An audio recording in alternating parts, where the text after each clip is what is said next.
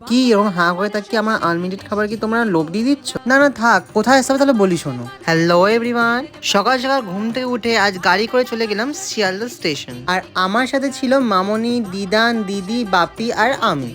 তারপর 7:42-এর ট্রেন ধরে আমরা চলে গেলাম ক্যানিং স্টেশন। তারপর আমরা পৌঁছলাম জেটি ঘাটে। বোটটা ছাড়তে না ছাড়তেই আমাদের দিয়ে দিল ব্রেকফাস্ট, আর তার সাথে এই ভিউ। বোটটা ছিল এরকম দেখতে, আর রান্নাঘরে জম্পেশ ভাবে খাওয়া দাওয়া রান্না হচ্ছে। বাসন্তী ব্রিজ ছাড়িয়ে আমরা যাচ্ছি গোসাবার দিকে, আর তারপরে চলে এলো আমোদি মাছ ভাজা। আর এই নদীর মাঝখানে খেতে কার না ভালো লাগে। তোমরা এখানে চিংড়ি, নানা ধরনের মাছ, চিকেন, মাটন সব পাবে। তারপরে আমরা খাওয়া দাওয়া করে নেমে গেলাম গোসাবা, আর সেখানে দেখলাম বেকন বাংলো আর হ্যামিল্টন সাহেবের বাংলো।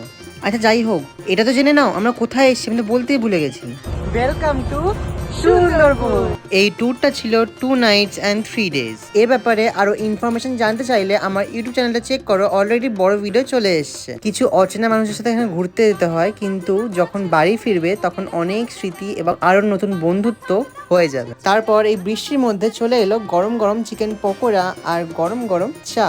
কিছুক্ষণের মধ্যে আমরা নেমে গেলাম আমাদের হোটেলে, আর আমাদের দিয়েছিল সুন্দর একটা এরকম কটেজ। তারপরে শুরু হলো ঝুমুর নাচ, আর সেটা দেখে তো আমাদের সবারই ভালো লেগেছে। আর তালে তালে আমরা নাচবো না তা কখনো হয়? নেক্সট পার্টের জন্য অবশ্যই অপেক্ষা থাকবে। আমরা সবাই দলে দলে চলে গেলাম নাচ করতে। এখান থেকে আস্তে আস্তে শুরু হয় চেনা জানা এবং বন্ধুত্ব। অনেকেরই বানানো ইলিশ উৎসবের সুন্দরবনের ভিডিও নিশ্চয়ই সবাই দেখেছো। আর আমার এই শীতকালের সুন্দরবনের ভিডিও কেমন লাগলো কমেন্টে জানিও। বাই।